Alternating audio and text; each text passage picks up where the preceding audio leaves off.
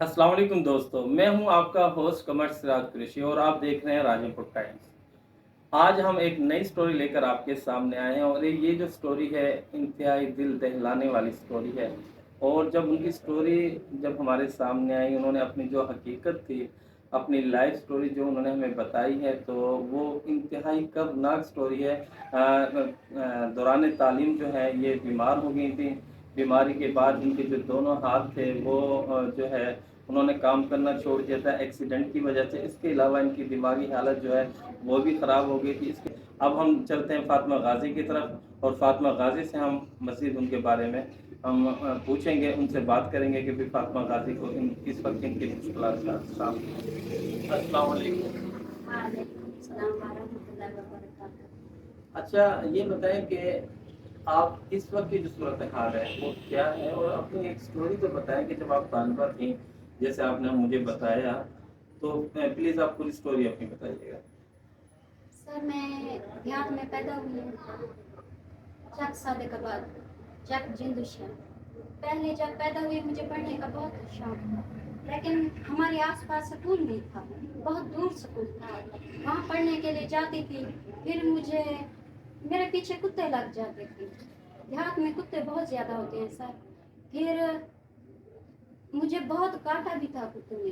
फिर मेरे अबू ने मुझे बचाया था। फिर अबू से कहा है कि स्कूल तो नहीं है, मुझे बहुत शौक है।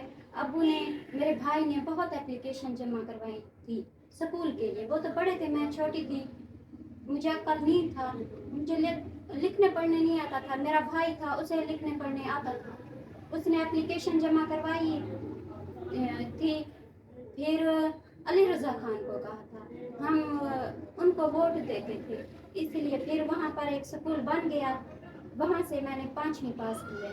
फिर छठी के बाद छठी पढ़ना चाहती थी, स्कूल नहीं था गांव में, मुझे पढ़ने का बहुत शौक था। फिर यहाँ पर फुप्पा के घर रहने लग गई, राजनपुर हाई स्कूल नंबर 1 में दाखिला लिया है, वहाँ रहती थी फुप्पा के घर।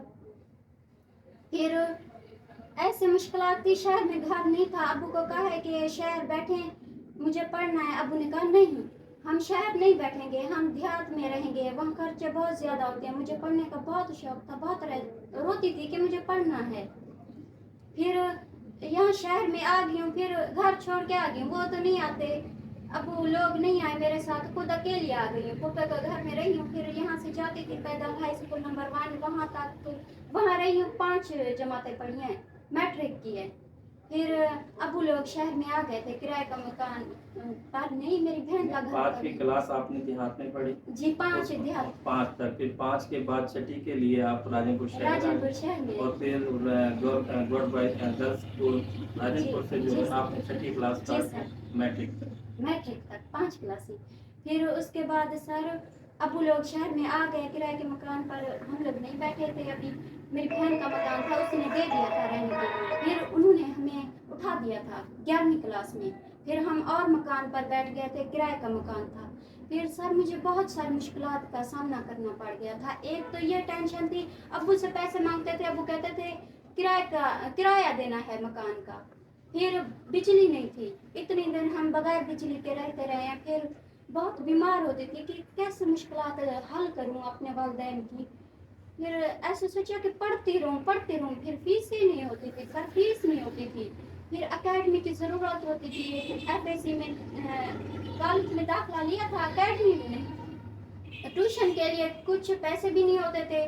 फिर घर में ट्यूशन पढ़ाती थी, कुछ कमाती थी। फिर जब मैं 3rd ईयर में आई हूँ, पोलियो करने लगी हूँ सर, कुछ कमा के बीएससी कर लूँ। फिर पोलियो से जो पैसे आते थे वो भी स्कूल पढ़ाने जाते थे, मुझे 3500 देते थे, वो मैं ऐशा सिद्दीका कॉलेज में पढ़ती थी, उधर फीस देती थी। ऐसे पैसे जमा कर करके फीसें दी हैं, बीएससी की है सर। बहुत दुखी होती हूँ, अम्मी की हालत सही नहीं होती, वो मेंटली डिसऑर्डर है, पागल है। फिर अम्मी अजीब हरकतें करती है घर में, मुझे तो बहुत दुख होता है। फिर अबू बुजुर्ग हैं, दिखाई नहीं देता, रात को गिर जाते हैं, अंधेरा होता है, अंधेरे जो है सर, अबू बुजुर्ग हैं, फिर मुझे दुख बहुत होता है। फिर मेरी एक छोटी बहन है, उसकी शादी हो गया, उसका भी दुख होता है कि छोटी है, अचानक उसकी शादी हो गई है, ये भी दुख होता है। फिर मेरी और बहन थी एक, वो भी उस फीस नहीं थी, उसने पढ़ाई छोड़ के वो घर बैठी थी, ये भी एक दुख था। सारे दुख मिलके एक ही दुख बन गया था। फिर मैं पागल हो गई थी सर,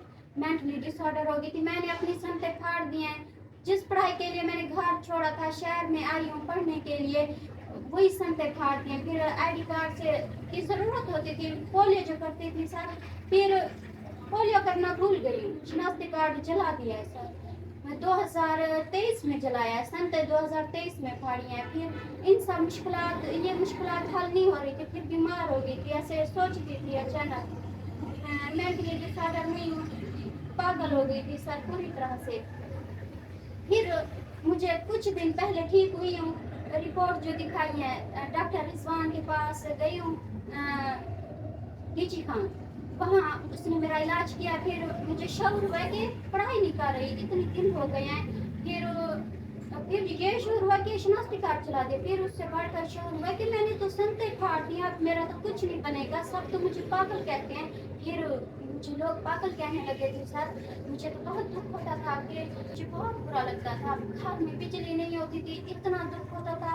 अभी भी बिजली नहीं है, रात को अंधेरा आता है, इधर उधर जहाँ देखें सबके एक अपने मकान है, दुख होता है। अपना मकान भी नहीं है, शुक्र है उनके तो हैं, फिर बिजली नहीं होती है सर, बहुत दुख होता है। फिर खर्चा नहीं होता, पढ़ाई के पैसे नहीं है, पूरी तरह से तंग आ गई हूँ सर मैं तो बहुत जिंदगी से, कि कुछ भी नहीं है। फिर एक छोटा मेरा भाई है, उसके पास पढ़ाई के पैसे नहीं होते। फिर मेरी जो फीस थी आगे पढ़ने वाली, मैंने अबू को दे दिया कि तो अबू यहाँ पर चीज भेजा करे, यहाँ पर जहाँ पर बैठे। हम लोग अभी भी किराए के मकान में रहते हैं, अभी घर अपना नहीं बना। अबू मजीद बुजुर्ग होते जा रहे हैं। फिर कहते हैं आंखें बनवानी है, आंख बनवाने के पैसे हो तो आंखें बनवाते दें अबू को। अबू वैसे बुजुर्ग हो रहे हैं, बड़ी बड़ी लड़की जो है अबू की, वो खुद मेरे भाई की बड़ी बहन खुद, मेरा भाई छोटा छोटा है। फिर जो और बहन थी वो भी मेंटली डिसऑर्डर हो गया सर। मैं भाई और अबू थे तो फिर बहुत दुख होता था मुझे जब लोग पागल कहते थे। मुझे पढ़ाई का बहुत शौक था, पढ़ाई भी नहीं हो रही, अभी हालात नहीं, बहुत गंदे हैं। अब जो है आप बिल्कुल सही हैं आप। मुझे ऐसा लगता है कि ठीक हूँ, ठीक तरीन नहीं हूँ सर, सिर्फ अच्छा ठीक हूँ। ठीक हो, Yes, sir. लेकिन ठीक तरीन नहीं है। Yes sir.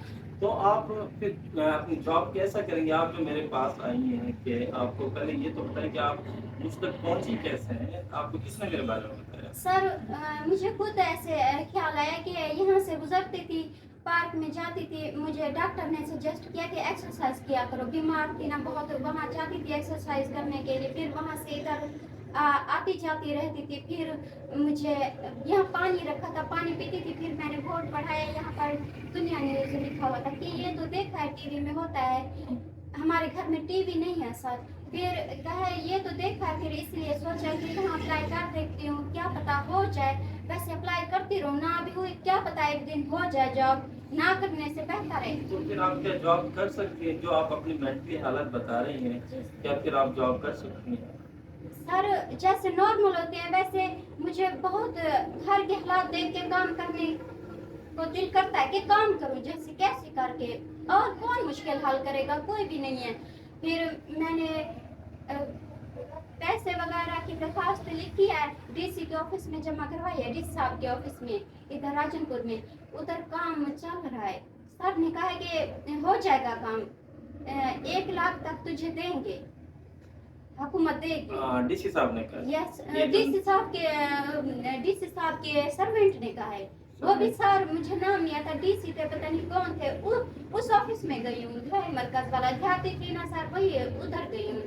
फिर एक डीसी साहब के नाम भी एप्लीकेशन जमा करवाई है सर। ऐसे मदद मांगती रही हूँ कि डीसी तो राजनपुर के बड़े हैं, वो सपोर्ट करें, क्या पता कुछ मुश्किलात हल हो जाए। फिर खाने पर आ जाए तो आटा नहीं होता 2-2 3-3 दिन। फिर कुछ खाने को सब्जी नहीं लेते, रात कुछ नहीं पकाया। ऐसे मुझे तो पता था, फिर भी मैं गुस्सा थी कि कुछ नहीं पकाया, घर में कुछ नहीं पका रात सर। अच्छा, اب یہ سٹوری چل رہی ہے فاطمہ غازی کی. یس سر. فاطمہ غازی کی آپ نے تمام باتیں سنی. فاطمہ غازی جو اپنی آپ میں گئی اور اس وقت جن جن مشکلات کا وہ سامنا ہے ان کو، جن مشکلات سے وہ دو چار ہیں، وہ تمام سٹوری انہوں نے اپنی اس وقت ویورز آپ سب لوگوں کے سامنے رکھی. انتہائی دکھی یہ لڑکی ہے، کیونکہ میں ان کو پہلے خاتون کہتا رہا، لیکن یہ شادی شدہ نہیں ہے. یہ ایک جو ہے طالبہ ہیں، بی ایس کی طالبہ ہیں. بی ایس انہوں نے اپنا کلیئر کیا ہے. اس کے علاوہ اب اس وقت کی جو صورتحال انہوں نے اپنے گھر کی دیکھی کہ میرے گھر پر تو کوئی بھی جو ہے کمانے والا نہیں ہے. جو کمانے والا نہیں ہوگا تو ہمیں کھلانے والا کون ہوگا؟ تو اس وجہ سے یہ اب گھر سے باہر آئی ہیں کہ کہیں سے مجھے کوئی جاب مل جائے، میں جاب کر کے اپنے چھوٹے بہن بھائیوں کا جو ہے وہ پیٹ پال سکوں، اپنے ماں باپ کا سہارا بن سکوں.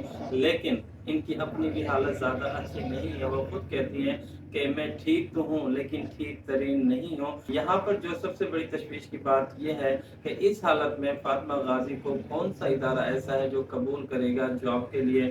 لیکن میں آپ تمام دوستوں کے ذریعے میں فاطمہ غازی کو جو ہے اس سوشل میڈیا کے ذریعے تمام دوستوں تک ان کی یہ سٹوری پہنچانا چاہتا ہوں کہ تاکہ ہر اس شخص کے پاس یہ سٹوری پہنچ جائے جو اتنا یعنی جرأت کا مظاہرہ کرے یا اتنا یعنی وہ طاقت رکھتا ہو کہ بھی ان کو ایک اچھی سی جاب دے سکے.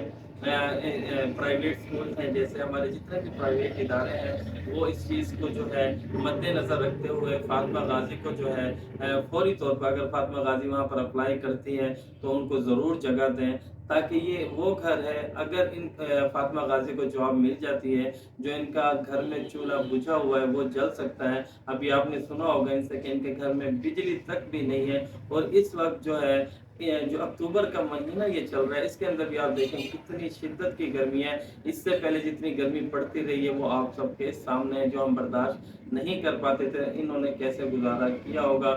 دوستوں میری آپ لوگوں سے ریکویسٹ ہے جتنا بھی ہو سکے فاطمہ غازی کے ساتھ آپ جو ہے وہ تعاون کریں.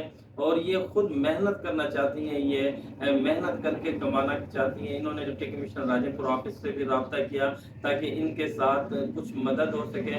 اور یہ زیادہ جو ان کی خواہش ہے وہ یہ ہے کہ میں جاب کر کے ایک حلال روزی کا جو راستہ ہے اس کو اپناؤں اور جو ہے اپنے والدین کا جو ہے وہ سہارا بنوں، چھوٹے بہن بھائیوں کے لیے جو ہے کمانے کا ذریعہ بنوں. تو میری آپ تمام دوستوں سے گزارش ہے کہ آپ اور ہم سب مل کر ان کا سہارا بنیں، ان کے لیے کوئی اچھی سی جاب کا جو ہے وہ راہ ہموار کریں تاکہ ان کے جو گھر کا بجھا ہوا چولہا جو ہے وہ جل سکے. بہت شکریہ. اپنے ہوسٹ قمر سراج قریشی کو آپ اجازت دیجیے. انشاءاللہ نئی سٹوری کے ساتھ بہت جلد پھر ملتے ہیں. السلام علیکم.